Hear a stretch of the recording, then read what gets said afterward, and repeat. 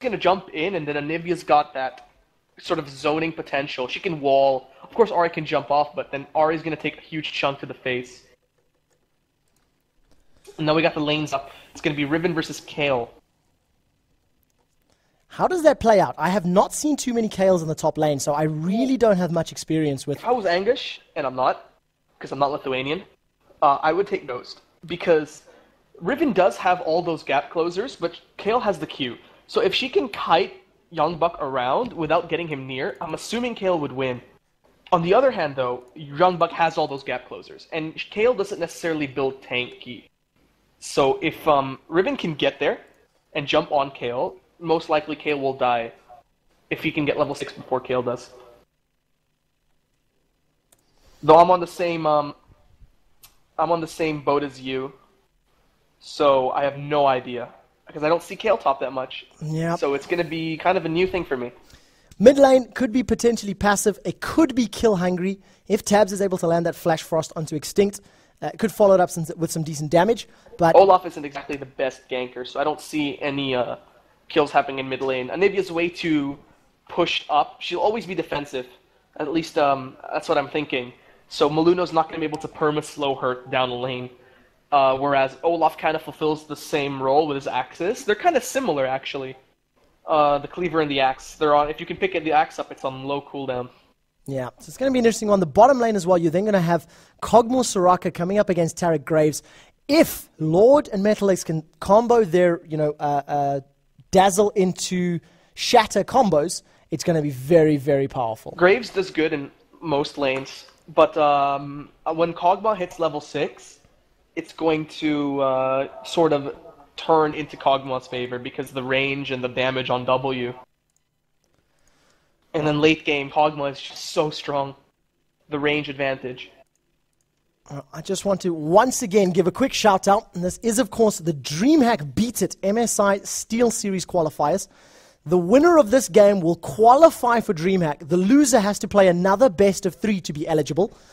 And of course, MSI Steel Series bring you all the action. We are into the last minute and a half before we go down, so we're going to do one more little quick shameless bump. If you've enjoyed my style, facebook.com/quickshot. And if you're enjoying Broken Shard, it's facebook.com/Broken Shard as well. Wow! And there is a little link up there. I'll throw it up into the chat box in just a second. But if you head over to and yes, Solomon.net... for everyone that sends me messages, I am casting Dreamhack. Well, there you go. There we go. So well done. Nicely done. We are, of course, waiting into the last 1 minute before we hit Absolute Legends versus Teamless. And remember, guys, that this is 1 for 1. All right? Each team has a victory. The next team to lose gets knocked down. It's that simple. There's a lot to play for and a lot on the line at the moment. There's a lot on the line right now. So we are on to the last one. I'm going to throw up one more quick commercial break, and when we are back, it will be Absolute Legends versus Teamless. So, adverts are currently playing. And 27,000 viewers. How does that compare to your old viewer numbers, Broken? I'm sorry, what'd you say? There's only 27,000 viewers. How does that compare to your previous numbers? Only 27,000 viewers. And your name, it's Ram. Yeah. Oh, awesome. Well, actually, let's just say my name is Ram. Let's not give you my real name. All right, fair because enough. no one will ever be able to understand it. Fair enough, fair enough. So we are back from the advert break. We're about to start loading up the game. And I'm going to ask all 26,000 of you guys, who is going to win? Who is qualifying for Dreamhack and who's going down to the lower bracket to face Fnatic? Keeping a close eye on the chat at the moment. Teamless or Absolute Legends? Wow. Are you watching the chat at the moment? Yeah. A lot of love for AL at the moment. TSM's going to win, apparently. Yep. TSM gets votes. Every time I ask this question, TSM gets votes. Every time I ask this question. And do you want to know why? Tell me why. Because Baylife, that's why. Don't you troll me as well now. Baylife? So in terms of skins, letting the side down, Zinnik not rocking out any clothing this time round. A full teamless skin. And I don't like blame S&M. Youngbuck. If Youngbuck loses top lane, it's because he didn't get Battle Bunny Ribbon. And only because he didn't get Battle Bunny Ribbon. I don't like S&M, Mundo. It just sits uncomfortably with me. Every time I see that, I just think he's got some safety word that only Valorant knows about. I don't think even they know about it. So we're going to throw up the overlays. Mundo say safe word when he pleases. Absolute Legends on the left. Teamless on the right. Blue Trunks and Red Trunks. We've got our vote. I see lots of pings coming along. Well, this is just them trolling us. This is it just looks like, them trolling us. I really like Olaf's level 1. When I play Olaf, I almost always go for an invade, because you can throw the axe, pick it up, and then throw it again, and it's such a strong slow. It's a 24% slow, but a lot of damage. And because it doesn't suffer from the same thing that most skill shots suffer from, if you throw it through multiple people, it will stay the same damage. Yeah, and they have a better level 1. I definitely think we're, I look at WW and I see Western Wolves, that Teamless have a better level 1. And look at this right now. Lord is going to be moving forward. Zinnik is going to try to get away. The Dazzle Flash, the Charm lands. This is going to be a huge fight, a huge knockup from Youngbuck. He's going to be the first one to fall, though, so Kale picks up first blood. Now they're going to turn their attention over to the rest of the Teamless team. And wow, Absolute Legends giving up first blood already. They face checked, and they didn't take any damage. That's what really bothers me. Like, Riven used all her charges of her Q, and it didn't phase them at all. The thing that was scary there, the thing that turned it around, Zinnik tried to get away. Zinnik, seeing the entire team, anticipated them walking into the bush and attempted to flash to safety.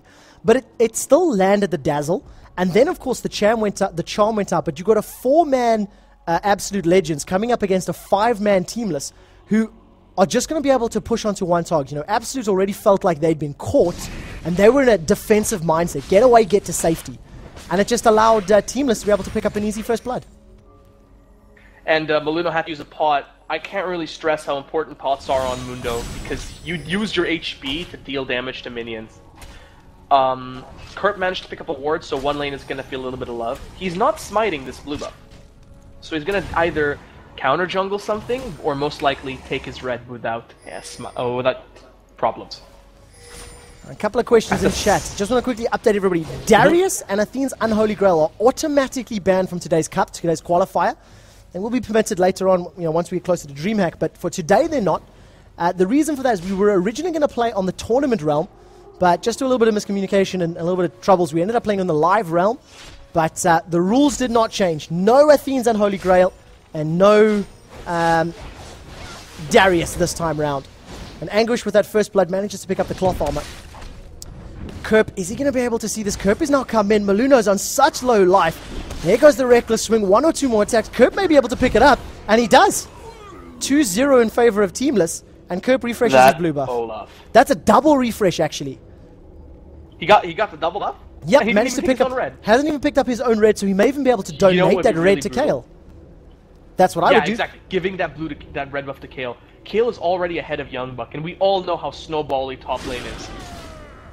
I don't think Kerp is going to be as generous. I think he's a very selfish person. He's going to take the red for his own.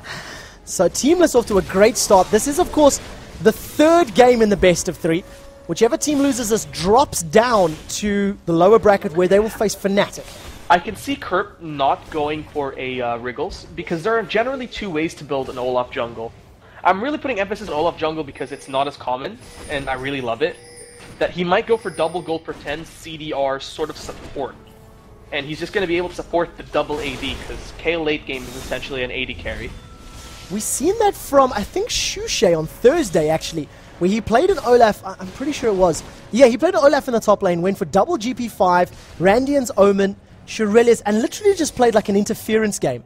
Maxed out his cooldown reductions. Start on US. And it's with very powerful. Dude from Team Monomaniac playing jungle Olaf in IPL 4. That's how we built. He built Frozen Heart, Warmogs, Aegis, and then Hotshot GG playing support Lop GG with that stuff in top lane. So US might know something we don't. Ignite went down onto Slipper. Buckshot's not available. A flash from Lorden. And was that Summoner Heal? Yeah, Summoner Heal blown, as well as the Ignite coming out from Lorden. But it just seemed like he was committing to a fight that Metal X wasn't ready for. Yeah, I saw that a little bit in the game when game 1. I wasn't casting, but I saw that happen a lot, where they really wanted to go for the dive, but Metal X was just worlds away. I can only assume that would probably lead down to potentially communication. On the TeamSpeak, either some lag or not necessarily being 100% go now, dive for kill kind of thing. You know, you really need to have that top level of communication to make sure everybody's moving forward. So at the moment, 0-2, Teamless in the lead, 1,000 gold advantage at 5 minutes. Young Buck on a little bit of the back foot, compliments of Kale picking up that first blood. And Olaf, 29 CS to the 28 of Mundo. Even with that double buff, even with the invade and the kill, there's only one creep kill ahead. Sorry to those who felt offended. Ex-Monomaniac, they're now called Team Dynamic. TD. TD. Tower defense. So we do have a pressure on this top lane now. Grip is moving forward. Anguish applies the slow. But the Valor into Broken Wings, just so much movement abilities. And this is what I'm talking about with Olaf. His ganks aren't very strong unless you can chain those axes. So essentially, you're going to have to come at someone from the front. So you're going to be finding them in the jungle and they have a long way to go. When you come at someone from behind, it's not going to be too easy. And yeah, Kerp is going for that Philo Stone so he can spam his Qs, which is what is maxing. So that's pretty interesting, especially considering it gives decent burst damage. The fact that you can reduce the cooldown so significantly when you actually pick it up, it allows you to deal more damage and more consistently. And the slow increases as well, doesn't it, with each rank? I think so. Wait. Yeah.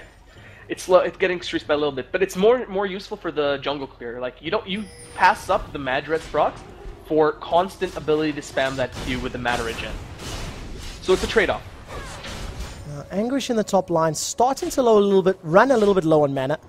Gold-wise, currently sitting on 700 gold in the bank to the 500 of Riven.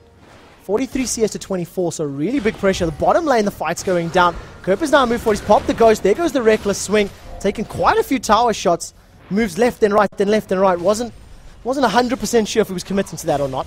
He missed his axe throw by a little bit, so if he had ran to the axe, he would have let Slepper go. If he had thrown that a little bit upwards, he would have been able to hit both Slepper and continue in the rampage of axes.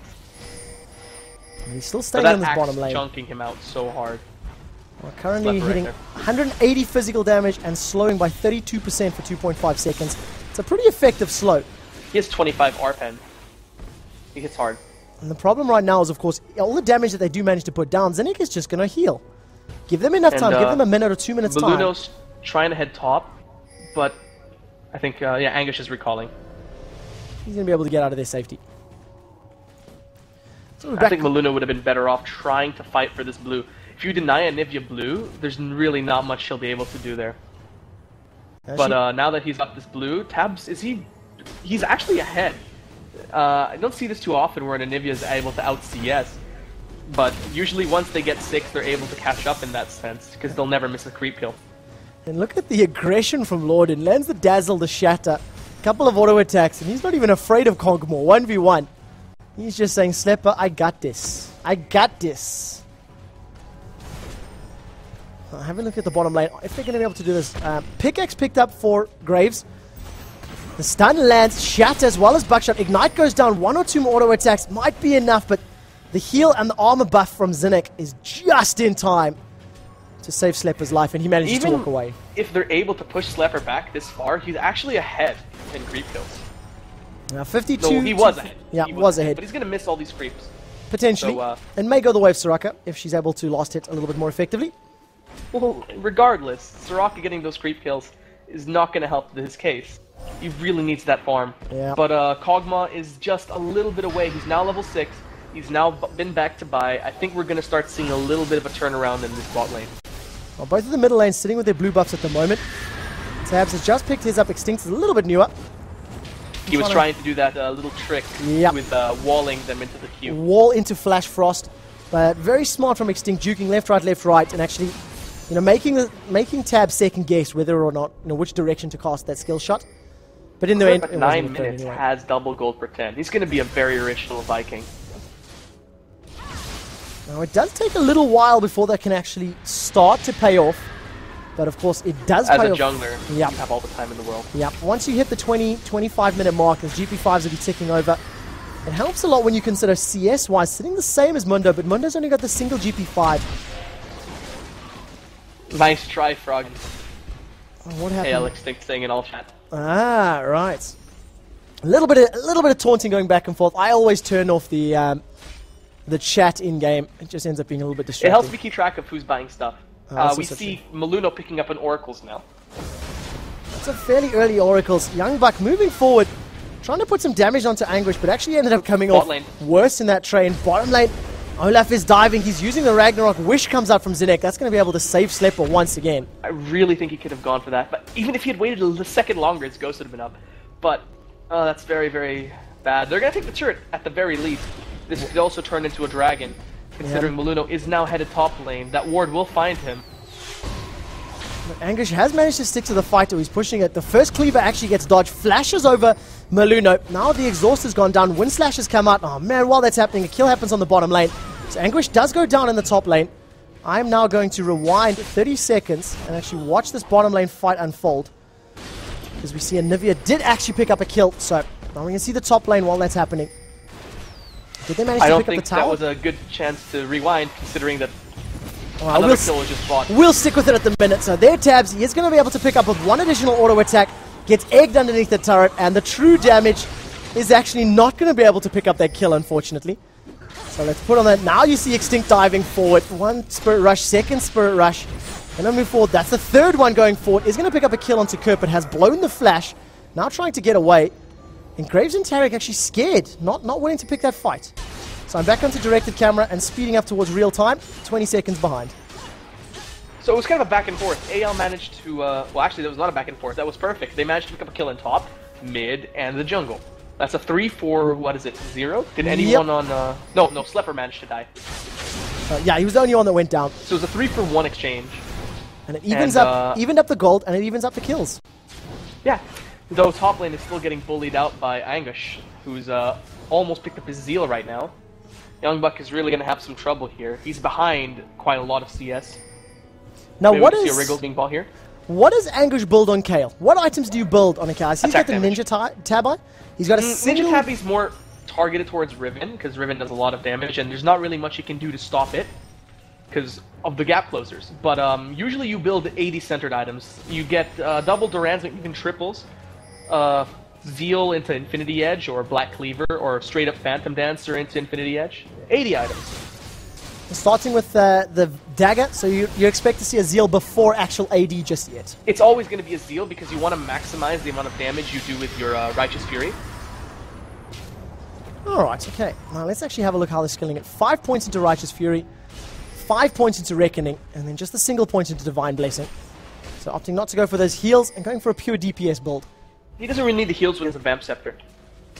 Yeah, very, very true. The Vamp Scepter, would that proc while Righteous Fury was happening as well? Mm-hmm. I assume it would. We see Young Buck maxing his shield. He's really getting hurt by this harass. 3 points into Broken Wings, 4 points into Valor. CS-wise, not necessarily too far behind, but it is still 20 creeps. So 13 minutes into the game, Kurt picked up his third gold item. Now, do you think that'll actually be completed into a Ghost Blade? Could be. Ghost Blade is a perfectly good item on Olaf. He makes use of the cooldown reduction, RPen, and the active. Maybe not one of the first upgrades, but it's definitely a possibility later in the game. So keeping a close eye on this middle lane. Going to see what's happening because I haven't actually followed them too much just yet. Extinct and Tabs, in terms of farm, 120 CS on Anivia to Ari, and 116 to Anivia. It's pretty much as even as it's going to be. And typical, as soon as I move to the middle lane, Extinct moves forward to take the blue buff and leaves the lane. But gold difference of 200 at the 14-minute mark. Once again, we have a great, great, great game on our hands. And it's going to be determined by the team fights. It's going to be determined by, once the towers are down, how each team manages to handle the pressure and the aggression, and whether or not they can control the fights with their champion's abilities. And if they can keep Slepper alive. If they can't protect Slepper, it's going to be very scary when you consider Anguish is sort of having his way with Young Buck up in the top lane.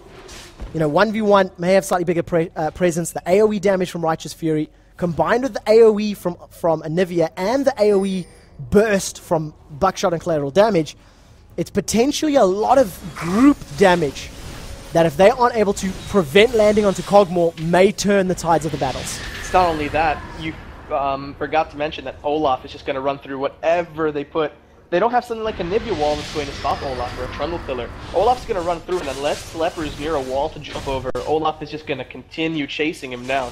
But now that Olaf is in top lane, that opens up Dragon. And that Dragon went down incredibly quickly for Absolute Legends. So that's 1 for 1 in terms of Dragons, isn't it? Unless I'm mistaken. We do have Youngbuck. He's pushed forward. He's now been baited forward. The ultimate comes out from Anguish. Flash away from Youngbuck. Ignite is ticking. The axe, it did actually land. Kerp is sticking to this. Ragnarok and Ghost. The axe lands again. One more Reckless Swing. Should be able to do it. Oh, no, the shield comes up. 5 points into that Valor. Wow, Youngbuck just managing to get away.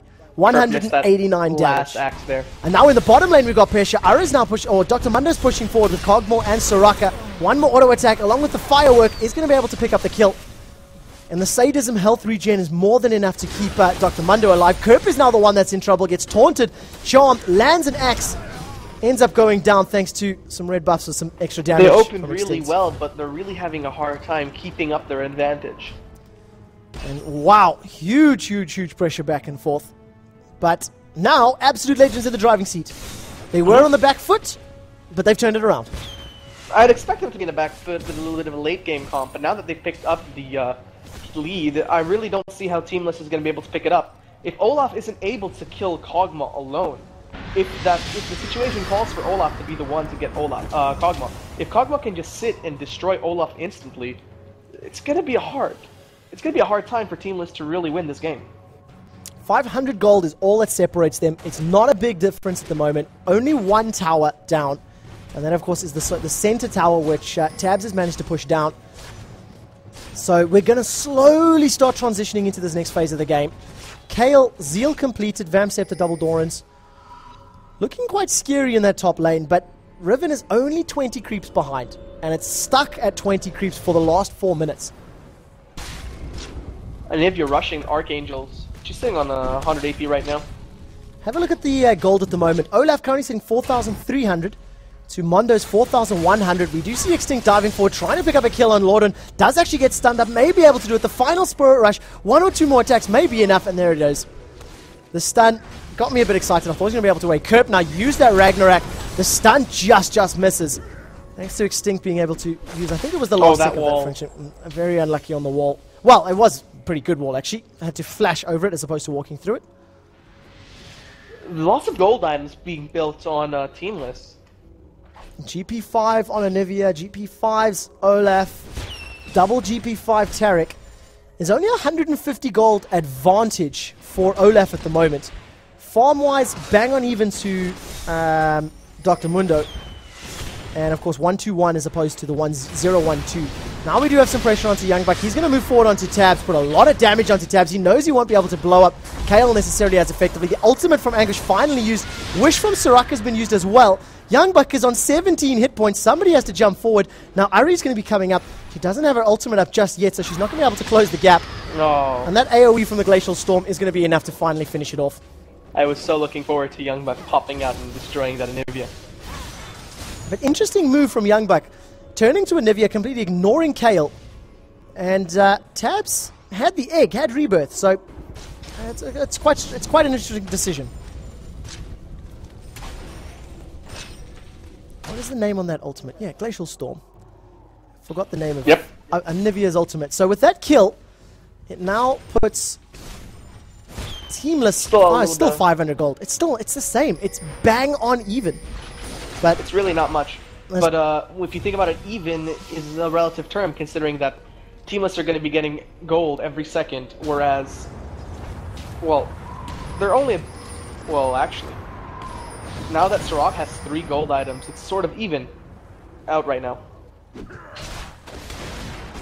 All the gold items are going to the right people, though. I mean, Olaf is going to be getting gold every second. He's going to be getting a gold and a half every second. This is going to be a really rich Viking sooner or later. Anivia with a heart of gold. I've seen this a lot on Tabs lately. Frog Anivia. He's going for that Warmog's armor. Well, it makes perfect sense when you consider the fact that when you get egged, you go back to full HP. And if you've got a team around you like, you know, Kayle and Olaf that can survive for fairly long amounts of time, give some heals back, the damage reduction, or the ultimate for the damage reduction. Take a look at top. I'm keeping an eye. I am on the directed camera, so Tabs is chilling there. We do see He Extinct walked set up through as a well. ward, so they know that they're up there. And Extinct. And now all of a sudden, there goes the dive. Spirit fresh, straight over. Tabs is going to be forced to flash towards Young Buck. Is going to get completely egged. And now is going to end up giving away this blue buff. A 3 versus 1. Tabs is not going to be able to get away. So long kill. And Ari's the one that ends up picking it up. Refreshed blue is always good. Yep. Especially on Ari, she's going to keep tossing out those orbs of deception. Keep using those Foxfires. And I'd like to throw just a big thank you, big shout out to Puggett. I believe he's an admin, technician, something along the lines for Twitch TV. He's jumped over, he's been helping out the lag issues and added a couple of extra resolutions to the thing. Now we're taking a look. Kerp has been silenced for a few seconds. He's going to be able to land the reckless swings. A few auto attacks. Slepper tanking so much damage. Compliments of that armor buff from Astral Blessing. And just allowed it to stay alive for a little bit longer. And Kerp has the Shurelias now. He's sitting on a lot of cooldown reduction. Yeah, still got the double GP5. When he eventually finishes that Ghost Blade, the movement speed he's going to be able to do is so much. And of course, to all the admins or the mods that are helping out with chat, thank you very much. But mad props to Puggett. He's been able to add the extra resolutions and apparently helping fix some of the lag issues that we've been having. So, guys, props to Twitch. Let them know they're awesome. And of course, we're here for Absolute Legends versus Teamless. Gold is now 100 difference. Chad is asking how much gold Kayla's sitting on. Kayla's sitting on 2,000 gold. In the bank. She hasn't been back to buy in a while. She'll take top tower. 800 gold, no, 1,000 gold ahead of Riven. 40 CS ahead of Riven. We're going to be able to go back to that 2-3. I can't wait to see what she actually builds. It could be a Phantom Dancer, but I'm going to go with the BF Sword. Actually, that's just off a Black Cleaver. I think maybe he would have built a Black Cleaver if he could. Chat felt very strongly about the Black Cleaver prediction earlier. So I'm not 100% certain. She shreds armor with her passive. And then, of course, shreds on the Black Cleaver as well. Yeah. She builds the BF Sword, but nothing else. She's still sitting on a lot of gold. Well, let's have a look at gold at the moment. GP5s on Olaf, 6,500 gold to the 5,900 gold that Dr. Mundo is sitting on. 600 difference at the 22-minute mark. And we can pretty much say it's compliments of the GP5s. And now 3 towers down for Teamless have taken 3 towers down, rather. Only 1 in reply. Spirit Rush used by Extinct. He's going to be trying to get away. Dodges the axe, compliments of the second Spirit Rush. But Kerp, that Viking, he fears nothing. He just carries on running, takes the damage and says, "What's up? Come on, keep throwing it." I'm really disappointed that there's no Brolaf skin. Yeah, I'm a huge fan. Bromarcia! You can't arrest me. My dad owns a dealership. And your mom's OP. Have a look at items. We haven't looked at items at all. Look at his items. This is what he's been building all the time. And I was just talking to a friend of mine called Morant earlier. It's really good on champions like Ahri. You can pop in, do that damage, and then pop out immediately. You wouldn't see Deathfires go on Brand. You would see it on Annie, but you wouldn't see it on someone like Anivia. So it's really tailored towards these types of champions, and I'm really excited to see who's going to be the poor sab that takes all that burst damage to the face. So let's have a look at items. That's the Deathfire plus the Abyssal Scepter. In reply, Anivia, Rod of Ages is completed, Negatron Cloak, a Heart of Gold, and a Giant's Belt. So very interesting build so far. In terms of our bottom lanes, Infinity Edge and Zeal currently sitting on Graves. Cogmore, Infinity Edge, Double Dorans, and the Vamp Scepter. So doesn't have enough gold for that Zeal just yet. So how much is he actually sitting on? 11, 14, so that'll be very close. Top lane, Riven has the Phage, Vamp Scepter, and the BF Sword. Going to be completing her Bloodthirster very shortly. Unless it's she's hacking and she's going to pull that Dominion item, Entropy. Well, that would be cool. It would be very useful right now, but unfortunately that's not going to pull through. But with regards to Kale, Zeal, BF Sword, and Vamp Scepter, and another 1,200 gold in the bank. So if it were going to be an Infinity Edge, yeah, if it was going to be a Black Cleaver, that would be at about now. That's 1215 would be required. IE is another. It's 2,050, isn't it? On top of the BF Sword, around about. I think it's 3,830. So it's about 2,100 approximately on top of the BF Sword. Alright, so we're going to see what that goes. And look at the pressure. Extinct, first thing of Spirit Rush, second one from Spirit Rush, manages to get away. Tabs is a flash, but he's just too far away. Turn off this directed camera because it's driving me when I don't want to drive. Oh, the Shurelya's popped. Shurelya has been popped. Yeah, Axe didn't land, unfortunately. And Metal X has taken a lot of damage from that living artillery. Even if he's not AP, he still hurts. So there goes the ghost from Kerp. Oh, we didn't see that. Anguish managed to sneak right through the bottom. Stun lands onto Slepper. That's going to be a dead Slepper. Kale's the one that picks up the kill credit. Very good job by Angus just being there. That ult makes him just really annoying. That's my only adjective for that. So they do manage to force down the turret, and Teamless, they were looking behind for a little bit, but with this last push and this last teamfight pressure, they seem to be in control. It is a fair trade, 1-for-1, but they are still one turret behind. I don't think he'll be able to pick up this turret. Oh no, he won't. He will be able to, for sure. Enough damage yet. Even with the Infinity Edge and the Zeal, the Broken Wings in conjunction with the Valor is going to be more than enough for Riven to get away. So she escapes unscathed. It's going to take a while before ADs can really melt bruisers like that. It's just not there yet. And yeah, unfortunately for everybody on stream, the plus 25 gold, this happens sometimes. I have no idea why. This is the second or the third game I've casted where plus 25 gold just sticks on screen. I can't get rid of it. I wish I could, but hey, this is League of Legends. There are bugs from time to time, and this is one of them. So I've got a lovely plus 25 gold just above the center top left corner of my crosshair area. So anyways, this is of course game number 3 of the upper bracket game. Absolute Legends versus Teamless. The winner of this is going to face off against Na'Vi to determine first and second seed for the Dreamhack tournament. So we will probably watch that one. We'll see what's happening in the lower bracket and keep an eye on that. But Kerp has been running around with that Oracle's Elixir and clearing out wards for quite a while now. And Maluno's got one as well. And of course Maluno, 0-1-3, very early death. Anguish dodges the cleaver. The teams have sort of slowed down the pace now.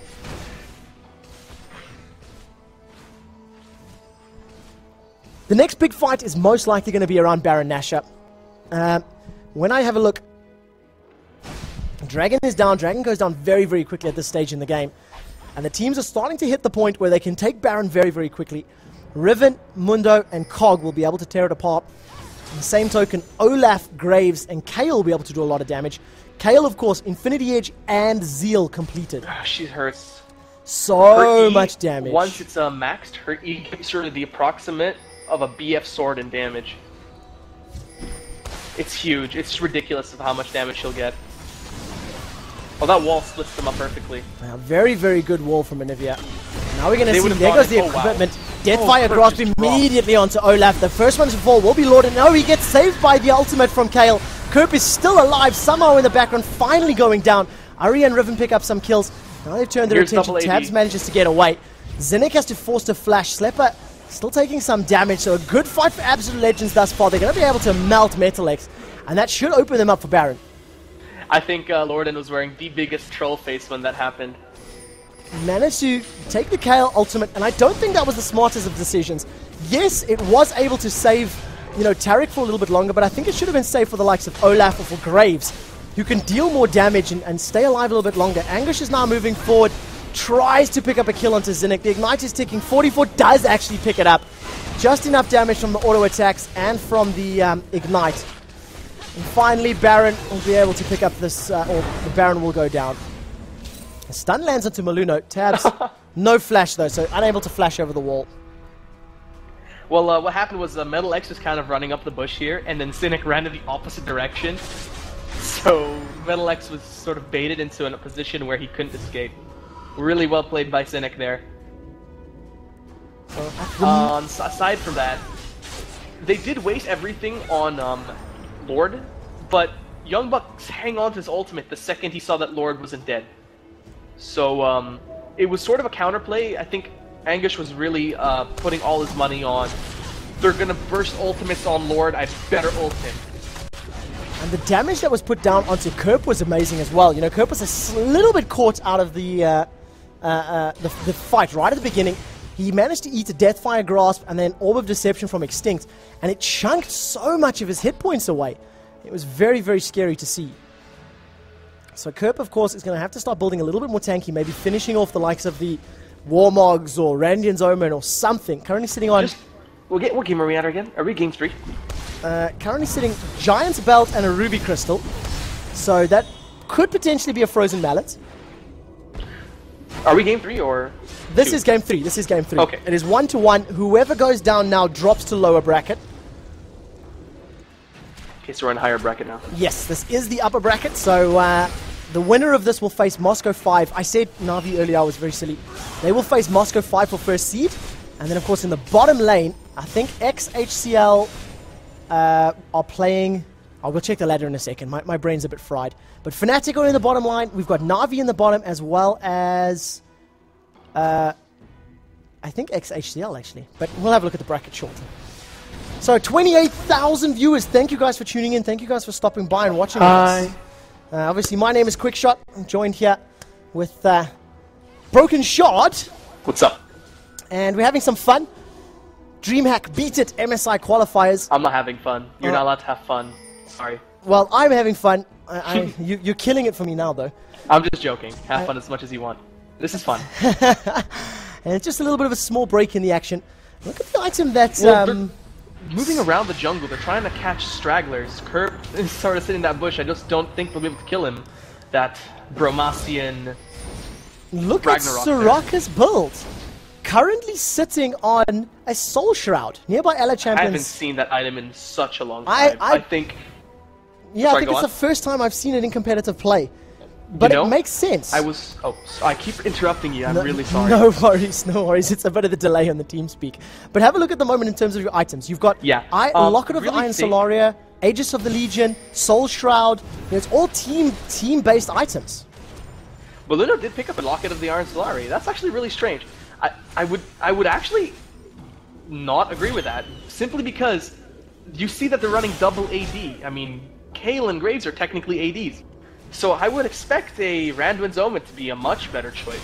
I'm just assuming that they're this protect the whole Kog'Maw sort of thing. The Shiva's gonna go a lot better than the AoE slow. Oh, they're gonna charge in on this. The damage onto Lord is immense. The Spirit Rush plus Ignite is gonna be able to pick up the kill. The Cleaver lands into Metal X's back in conjunction with the Buckshot. That means Absolute Legends pick up 2 free kills just from being a little bit overextended. Just that tiny step out of position. And now all of a sudden, Absolute Legends look like they're in the driving seat. Teamless, they were there for a little while. They had some great pressure and some great aggression, but potentially being knocked to the lower bracket right now.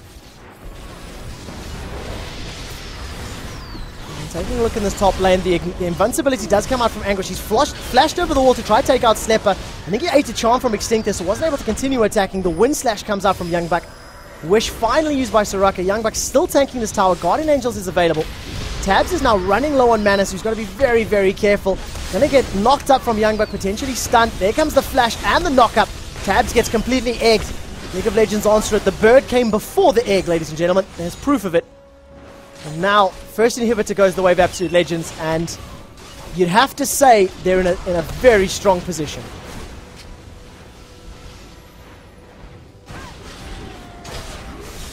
Carry on pushing there, deciding not to fall back just yet. Kerp looks like he used something that I didn't quite see what. Managing to finish his Aegis, eats a charm to the face and takes so much damage. All of the hurt coming out, Orb of Deception, plus all the cleavers and range, etc. Maluno's now dropped to incredibly low life, but Absolute Legends just completely running away with it. No problems at all, and it looks as though Absolute Legends should pick this one up. What do you think? We may have potentially lost our co-caster, so we'll see where that is in a moment. But at the moment, Super Creep's coming down the middle lane. Teamless are now on the back foot. They will be able to farm a little bit easier because, of course, they are going to be sitting in their back line, sitting in their base, holding off. We do see Anivia finish that Abyssal Scepter now, still sitting on the Heart of Gold, Ruby Crystal, and Giant's Belt. In comparison, Ari has currently finished a Death Cap, the Abyssal Scepter, as well as the Deathfire Grasp. And it's so much pressure, so much damage. 8,000 gold difference. The 35-40 minute mark, it's not too much at the moment. So have a quick look. There's your gold graphs in there. Graves, 10,300 to the 12,200 on Kog'Maw.